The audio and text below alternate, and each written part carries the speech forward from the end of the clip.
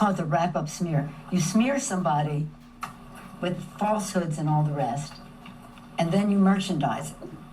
And then you write it, and they'll say, see, it's reported in the press that this, and this. So they have that validation that the press reported the smear, and then it's called the wrap-up smear. Now I'm going to merchandise the press's report on the smear that we made. And it's a tactic, and it's self-evident. But I think I'm worth the trouble, quite frankly. Former Chief of Staff John Kelly, a retired four-star general, confirmed that while Donald Trump was president, he said he wanted generals like Adolf Hitler had.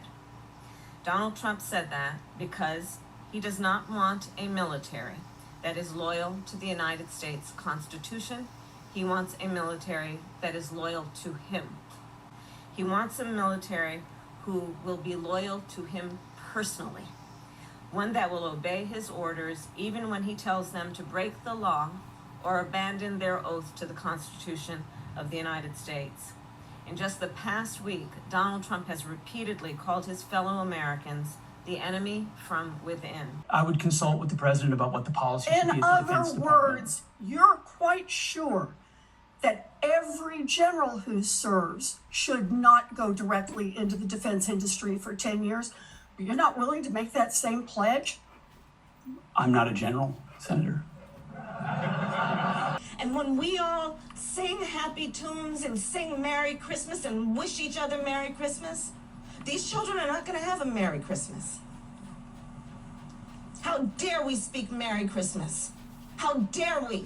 I want to wish everybody a Merry Christmas, a Happy Hanukkah, a Happy New Year, all of the standard things. I'm going to go standard. In the old days, about 3-4 years ago, you weren't even allowed to say Merry Christmas. I got that started again, and I'm very happy I did. That was a very troubling report. I'll leave it to the DOJ as to how they move forward. But I think this New York Post cover says it all. I heard so much about Russia collusion, but it appears the only collusion going on was between Hunter Biden as he accepted $3.5 million from the wife of the Moscow mayor. According to the Durham report, there was a key meeting at the White House in August of 2016. It was attended by Vice President Joe Biden, President Barack Obama, Attorney General Loretta Lynch, and James Comey, of course, from the FBI.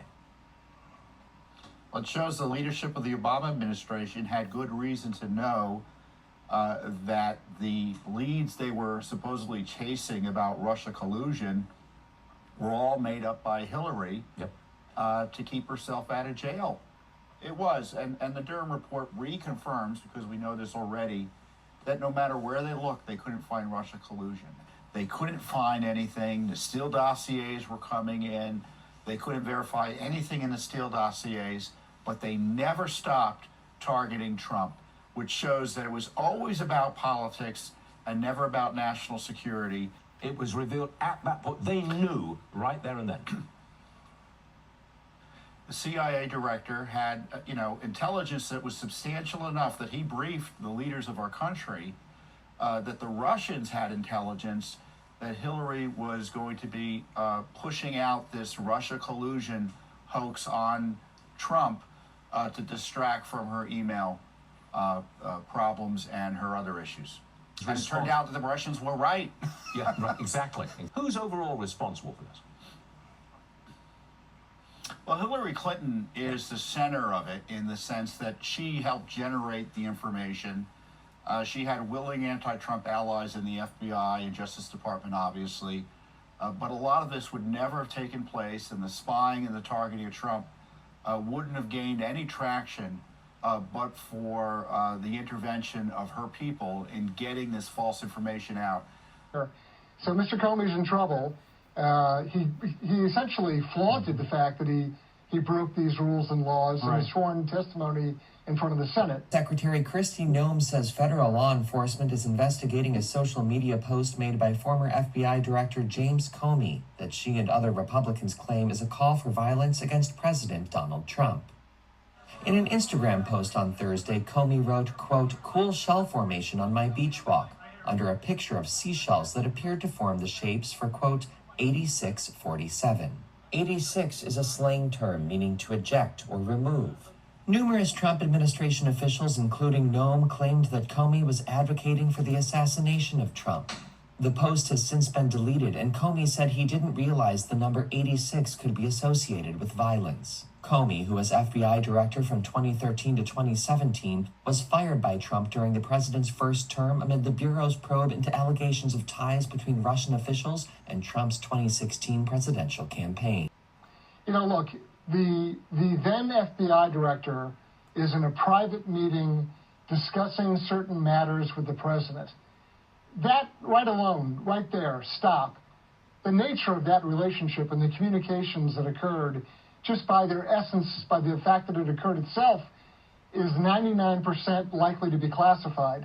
It's not something that's going to be publicly discussed or openly acknowledged in the media, except when you have somebody like Comey who goes out and selectively leaks in order to damage the president. Well, it's outrageous, no matter what else, the legal implications, whatever, for this man to have such grand illusions, if you will, of himself and his prerogatives is, to me, extraordinary for anyone responsible for a federal law enforcement and counterintelligence agency. On women's sports will be only for women. Targeting the transgender community, the one issue his campaign spent the most money on. The ACLU in a lawsuit arguing Trump's ban of transgender medical procedures for those under 19 is in violation of laws that prohibit discrimination on the basis of sex, though multiple hospitals have already suspended healthcare for transgender youth. He has now claimed that there will only be the male and female gender that will be recognized in America. This sets back everything that the trans community has been working for, and we have already not been recognized in this country for centuries.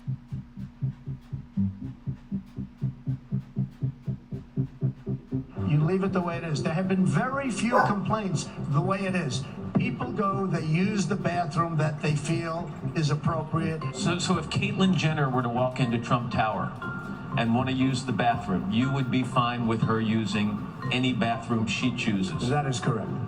A radical Islamic terrorist targeted the nightclub, not only because he wanted to kill Americans, but in order to execute gay and lesbian citizens because of their sexual orientation. It's a strike at the heart and soul of who we are as a nation.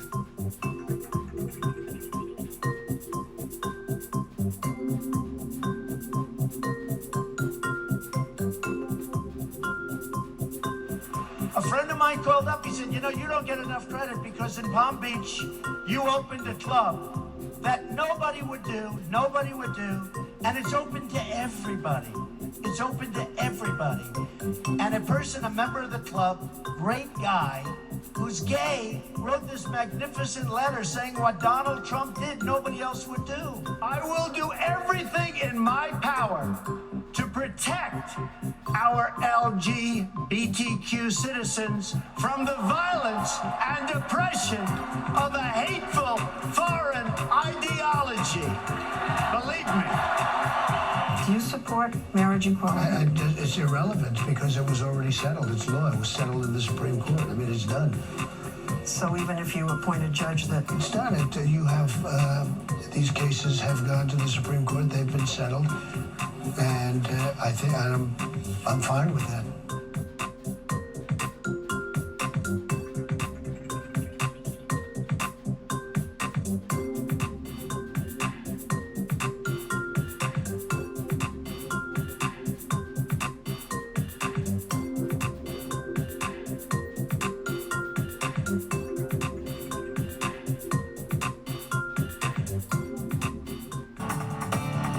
In tonight's Fact or Fiction, we're answering another viewer question.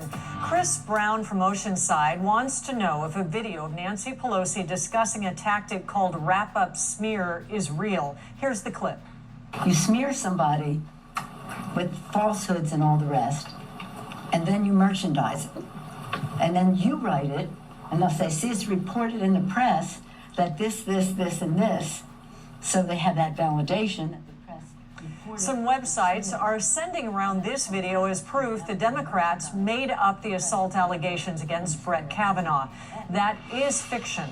The video, while real, actually shows Pelosi last year accusing Republicans of using wrap-up smears. She was not saying that it's a go-to strategy for Democrats. Thank you for allowing me to make my statement. I wrote it myself yesterday afternoon and evening. No one has seen a draft or it except for one of my former law clerks. This is my statement. Less than 2 weeks ago, Dr. Ford publicly accused me of committing wrongdoing at an event more than 36 years ago. The time Hunter Kelly offered CNN an on-camera interview to talk about the time Pete Buttigieg allegedly assaulted him, the claim, which Kelly now admits was fake, had already whipped around the right-wing internet, and Mayor Pete had dismissed it. I'm sure it's not the first time somebody's going to make something up about me. It's not going to throw us. Politics can be ugly sometimes, but you have to face that when you're in presidential politics. The made-up allegations. Now, Jacob Wohl has also denied that he was involved in any kind of campaign to try to fabricate these allegations. He says Hunter Kelly was sincere and insists that the only reason Kelly is retracting these now is under pressure from his family. It's worth noting, though, Brian, that the last scheme like this that Wohl and Berkman were involved in that had to do with the special counsel, that one was referred to the FBI. To the FBI. This really shows how ugly it can get out there and how confusing it can be online. What did the Buttigieg campaign tell you? Well, I was talking to one of their staffers, and they said, one of the things that they really appreciated throughout this whole episode was that the mainstream media was much more skeptical about this. They didn't immediately run out there and start reporting it, and so that sort of minimized the echo chamber. But they had also heard, a week before these allegations first came out, that Jacob Wohl was out there. He was kind of looking for someone to make up claims against Mayor Pete, and so they were already sort of on alert for something like this coming out. This is the United States of America. And I don't care what Elon Musk is doing behind a presidential seal. In this country, we hate Nazis. But I am going to get back to Elon, because Elon is looming over every single Doge hearing. You know why? Because that's supposedly what Elon was setting up, but now they don't want to talk about Elon, because Elon now is a little upset. There's a family spat that's obviously going on, and it is going to play out, it seems like, all over Twitter. But nevertheless, let's talk about some of the things that we should be talking about. And you know what? Every time I come in here, I really do wonder, what is the point? Like, why are we here? Because it doesn't seem like we're doing efficiency, right? Like, have we seen Elon? No. Have we seen anybody that works for Doge? No. But we're in the Doge subcommittee and we're talking to everybody but the Doge people. So to hear the comments about Stacey Abrams, it really got me going. And a lot of times when we come into this hearing room, it's all about politics. And it made me think that there was an issue most likely with Stacey, because someone actually brought up the fact that Stacey has run for governor a couple of times, and it seems like there's a gubernatorial race that's coming up in Georgia, and nobody knows whether or not Stacey is going to run. So why not muddy the water if we can to hopefully keep a strong Black woman down? Let's talk about some of the things that we should be talking about. I really do wonder, what is the point? Like, why are we here? Because it doesn't seem like we're doing efficiency, right? I will immediately bring prices down starting on day one.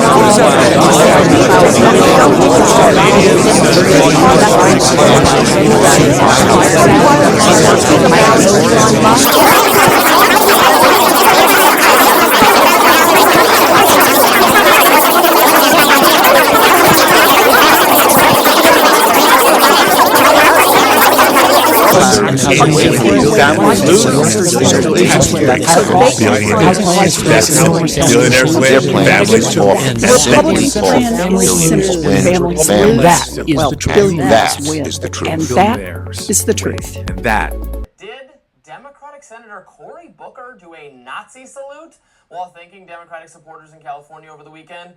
Let me be crystal clear. In my view, he absolutely did not do such a thing. But anyone who is convinced that Elon Musk's hand gesture was a Nazi salute should be applying a similar standard here. Don't hold your breath, of course, for mainstream media to give Booker the same treatment as Musk, however. That's because mainstream media is hopelessly biased and will excuse the actions taken by Booker when they would have crucified a Republican for doing the same thing. I mean, You remember, right? All the outrage over Elon Musk supposedly doing a Nazi salute during Inauguration Day? I sure do.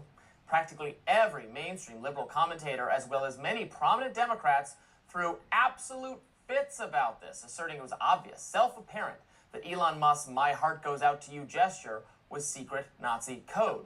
We endured an entire news cycle about what it means that incoming President Trump's most significant financial backer and advisor is doing the Heil Hitler salute before throngs of supporters. Now, what I said at the time was that this was patently ridiculous. Elon Musk had not done Nazi salute. He made an awkward, jerking display of affection for Trump and for Trump fans. That's what he did. Watch. Thank you.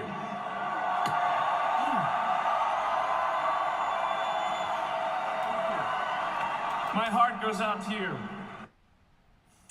I can kind of see how maybe if stripped of all context, you could say it sort of resembled this well-known fascist arm gesture, but by loudly declaring "my heart goes out to you," I think Musk clearly signaled what he was intending. It was a display of warmth and love for all of Trump's supporters who helped make his election possible. And that's how the Anti-Defamation League saw it. They put out a statement saying it was not a Nazi salute. But it's not how mainstream media saw it. They asserted he had performed a Nazi salute. Under President Biden being diagnosed with cancer, are you going to call your predecessor? I think it's very sad, actually. I'm surprised that it wasn't, the public wasn't notified a long time ago, because to get to stage 9, that's a long time. I just had my physical. You saw that. You saw the results of that particular test. I think that test is standard to pretty much anybody getting a physical, good physical. We had the doctors at the White House and over at Walter Reed, which is a fantastic hospital, do it. I did a very complete physical, including cognitive tests. I'm proud to announce I aced it. Got them all. I got them all right. You proud of me? Yes. Your husband would be proud of me for getting them all right. It's a little risk. If I didn't get them all right, these people would be after me. It would be not a good situation.